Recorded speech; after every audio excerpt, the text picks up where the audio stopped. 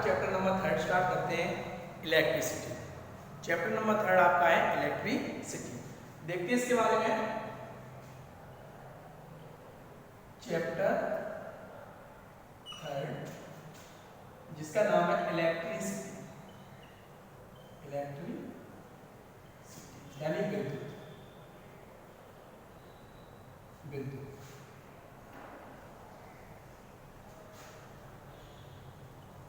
Class 10th science physics. Chapter number 3 है electricity, विद्युत। विद्युत का मतलब विदाउट विद्युत लाइफ बिल्कुल इम्पॉसिबल। यदि हम मोबाइल को चलाते हैं, किसी जरूरत पड़ रही है हमें इलेक्ट्रिसिटी की। कंप्यूटर को चला रहे हैं, किसी जरूरत पड़ रही है इलेक्ट्रिसिटी की। यदि हम किसी बल्ब को जला रहे हैं, किसकी जरूरत पड़ रही है हमें इलेक्ट्रिसिटी की। कुछ भी हमारे घरेलू उपयोग है, टेलीविजन या कोई रेडियो, फ्रिज, वॉशिंग मशीन, सभी जितनी भी हमारी कोई भी ले लो, फैन, कूलर, कुछ भी ले लो, किससे संबंधित है? इलेक्ट्रिसिटी से। इलेक्ट्रिसिटी लाइट उत्पन्न करती है, सब कुछ। तो ये इलेक्ट्रिसिटी बहुत ही इंपॉर्टेंट है यानी हमारे जीवन में। तो इलेक्ट्रिसिटी स्टार्ट करने से पहले, चैप्टर स्टार्ट करने से सबसे पहले हम बात करते हैं इसमें चार्ज यानी आवेश, जिसको हम बोलते हैं आवेश। चार्ज क्या है? विदाउट चार्ज नो इलेक्ट्रिसिटी, यानी बिना चार्ज के इलेक्ट्रिसिटी होती नहीं है। चार्ज से उत्पन्न होती है हमारी इलेक्ट्रिसिटी यानी विद्युत। तो हम चार्ज की बात करते हैं, हम समझते हैं। तो आवेश जो होता है हमारा, चार्ज जो होता है वो किस प्रकार से है? तीन तरह से है। एक तो इलेक्ट्रॉन, दूसरा प्रोटॉन और तीसरा होता है न्यूट्रॉन। हमसे अगर कोई बात करें इलेक्ट्रॉन, इलेक्ट्रॉन पर कितना चार्ज होता है, हम तुरंत बोलेंगे इलेक्ट्रॉन में चार्ज होता है -1.6 10⁻⁻⁻19 कूलम। ये इलेक्ट्रॉन का चार्ज हो गया। प्रोटॉन पर कितना चार्ज होता है? +1.6 10⁻⁻19 कूलम। न्यूट्रॉन की चार्ज की बात करें तो न्यूट्रॉन पे कोई भी चार्ज नहीं रहता है, बिकॉज न्यूट्रॉन जो हमारे होते हैं ये एक ही जगह स्थिर रहते हैं, ठीक है, कोई मतलब नहीं होता। जैसे आपने पहले भी पढ़ा है कि कोई एक न्यूक्लियस है,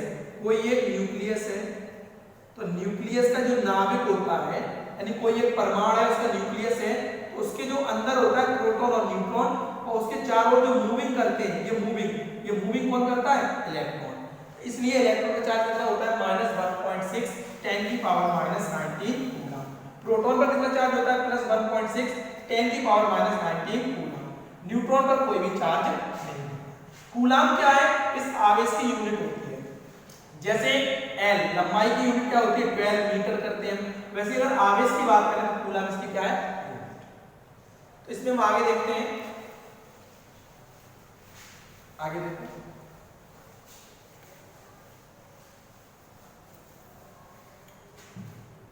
आवेश की बात करें, मैंने अभी आपको बताया आवेश क्या, यानी कोई भी आवेश का अगर फॉर्मूले की बात करें तो आवेश का फॉर्मूला होता है Q = I × T coulomb.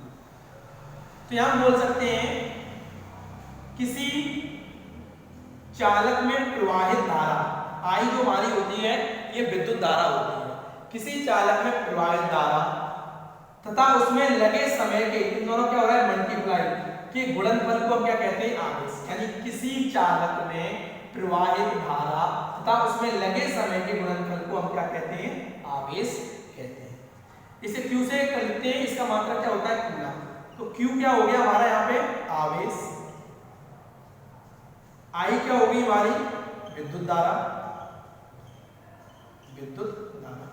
T क्या हो गया हमारा? धारा को प्रवाहित करने में लगा समय। कोई एक चालक, मानो ये हमने कोई एक चालक ले लिया, तो यहाँ पे ये A पॉइंट है इसका, ये B पॉइंट है। इस जगह हमने यहाँ पे I धारा प्रवाहित की, इस धारा को यहाँ तक पहुंचने में कुछ समय लग रहा होगा, ये जो समय लग रहा है, तो इन दोनों के गुणनफल यानी I × T, धारा और समय के गुणनफल को हम क्या कहते हैं? आवेश। तो किसी चालक में प्रवाहित धारा तथा उसमें लगे समय के गुणनफल को हम क्या कहते हैं? आवेश कहते हैं। इसका मात्रक क्या होता है? कूलम। अगर यहां देखा जाए तो यहां लिखा है Q equal I into T. धारा का मात्रक क्या होता है? Ampere, AMP. समय क्या होता है? सेकंड। यानी एक सेकंड में एक एम्पियर, एक सेकंड में एक एम्पियर धारा प्रवाहित होती है, तब हमें कितने कूलम आवेश प्राप्त होता है? एक कूलम आवेश हमें प्राप्त होता है। यानी एक सेकंड में जब एक एम्पियर धारा प्रवाहित होती है तब कितना कूलम आवेश प्राप्त होता है? एक कूलम। तो आवेश का मात्रक क्या हुआ? सी। सी मींस कूलम। अब आगे देखो, इसके आगे आवेश के प्रकार, आवेश के प्रकार, तो हम बोल सकते हैं टाइप्स ऑफ चार्ज। सेकंड एक, ये फर्स्ट है। सेकंड अगर हम डेफिनेशन देखते हैं, सेकंड डेफिनेशन होती है आवेश की कि Q equal N E. Q equal N होती है ये इलेक्ट्रॉनों की संख्या, Q होता है इलेक्ट्रॉन।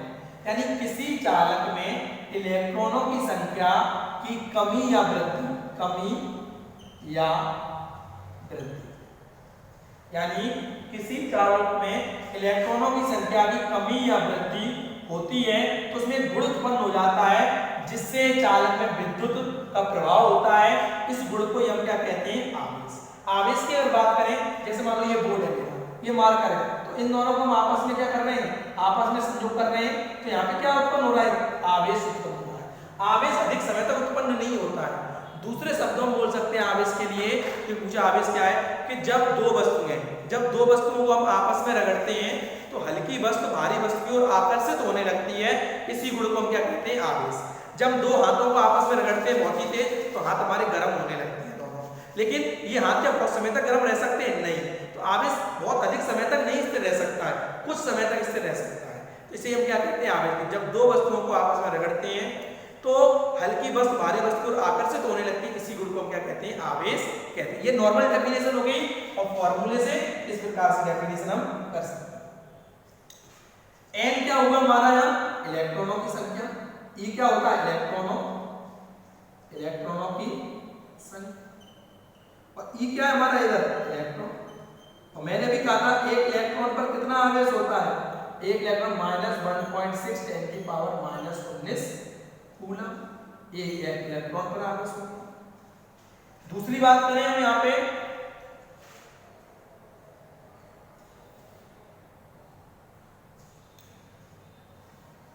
P प्रोटॉन होता है। प्रोटॉन पे कितना चार्ज रहता है? +1.6 10 की पावर -19 कूलम। इलेक्ट्रॉन पर चार्ज माइनस का होता है, प्रोटॉन पर प्लस का होता है। न्यूट्रॉन पर कोई भी चार्ज नहीं होता है। अब बात करें आवेश के प्रकार, टाइप्स ऑफ चार्ज। तो टू टाइप्स के होते हैं। एक होता है धनात्मक आवेश, और दूसरा होता है ऋणात्मक आवेश, जिसे बोलते हैं पॉजिटिव चार्ज,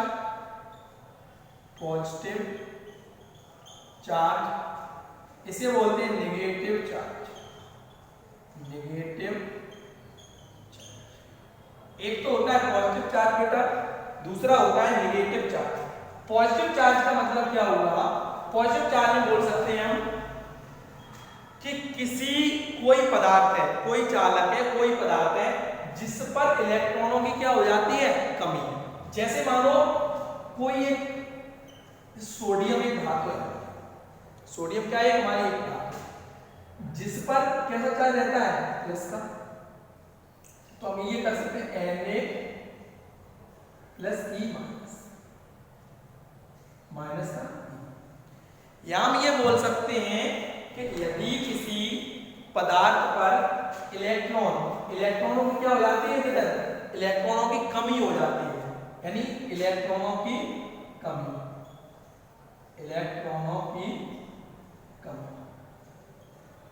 तो वो क्या कहलाते हैं? हमारे धनात्मक आवेश।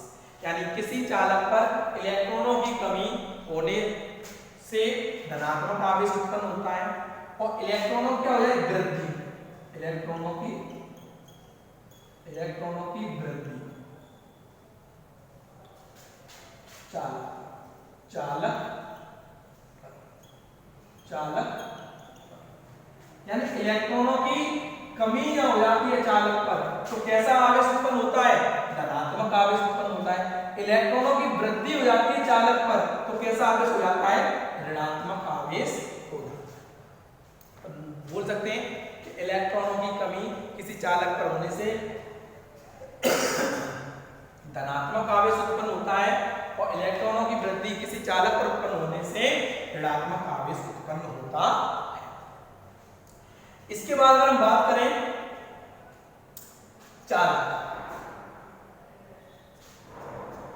पदार्थ के प्रकार, तो पदार्थ के जो प्रकार होते हैं वो 3 प्रकार, आवेश प्रवाह के दर पर, आवेश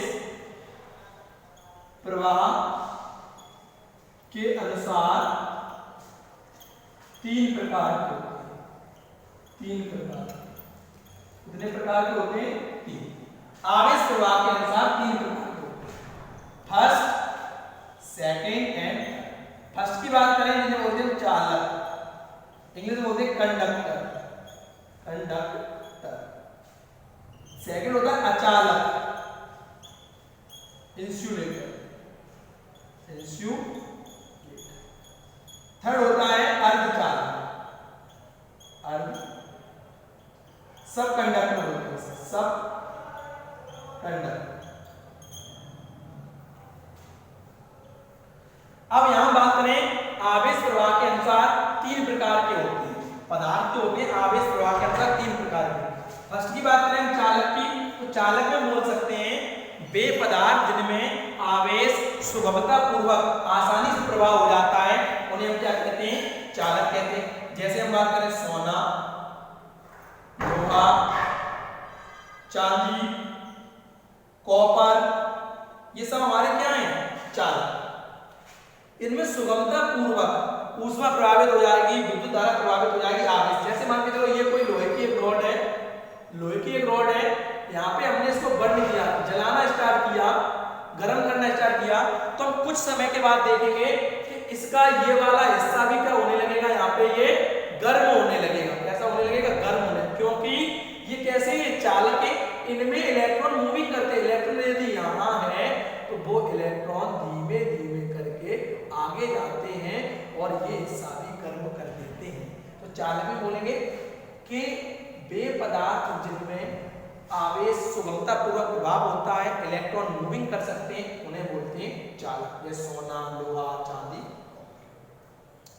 अचालक की बात करें, अचालक में बोलते हैं कि वे पदार्थ जिनमें आवेश प्रवाह नहीं कर सकता है, आवेश प्रवाह नहीं कर सकता है, विद्युत धारा प्रवाह नहीं कर सकती है, उन्हें क्या बोलते हैं, अचालक। जैसे बात करें प्लास्टिक, लकड़ी, ये सब क्या है हमारा, अचालक। वे पदार्थ जिनमें आवेश प्रवाह नहीं कर सकता है उन्हें क्या बोलते हैं, अचालक। प्लास्टिक, लकड़ी। आगे आता है अर्धचालक। वे पदार्थ होते तो जो है अचालक ही, लेकिन जिनमें कुछ अपद्रव्य कोई पदार्थ मिला देते हैं तो वो चालक की भांति कार्य करने लगते हैं, उन्हें बोलते हैं अर्धचालक। एग्जाम्पल में जैसे इसमें आता है सिलिकॉन, एंटीमनी, ये सब हमारे क्या होते हैं। एक और होता है जर्मेनियम, जर्मेनियम यानी सिलिकॉन, एंटीमनी, जर्मेनियम, ये सब क्या होते हैं, अर्धचालक। ट्रांजिस्टर वगैरह में जो वर्क करते हैं क्या होते हैं, अर्धचालक। होते अचालक हैं बट कुछ इसमें अपद्रव्य मिलाते हैं कि चालक की भांति कार्य करने लगते हैं। सीधा हम बोल सकते हैं जितनी जो धातुएं हैं वो सब हमारी क्या होती है, चालक। अधातु होती है अचालक और एक नंबर थर्ड होता है उपधातु। उपधातु क्या होती है हमारी, अर्धचालक। तो चालक 3 प्रकार के, चालक, अचालक, अर्धचालक। चालक जिनमें आवेश सुगमता पूर्वक प्रवाह हो सकता है, चालक। जिनमें नहीं हो सकता है, चालक। इनमें वैसे होता नहीं बट कुछ मिलाने से ये वर्क करने लगते हैं चालक की भांति, उन्हें अर्धचालक। यानी सभी धातुएं क्या है हमारी, चालक। अधातुएं क्या है हमारी, अचालक। उपधातु हमारी क्या है, अर्धचालक। जैसे नॉर्मल बात करें हमारे घर पर कोई एक वायर है, वायर के अंदर कॉपर का जो तार है वो क्या है हमारा चालक, और वायर के ऊपर जो प्लास्टिक है वो क्या है हमारी अचालक। तो इस प्रकार बेटा ये इलेक्ट्रिसिटी में चार्ज के बारे में था कि चार्ज क्या है, चार्ज के प्रकार क्या हैं, और इस चार्ज के अकॉर्डिंग पदार्थ कितने प्रकार के हैं। समझ में आया होगा।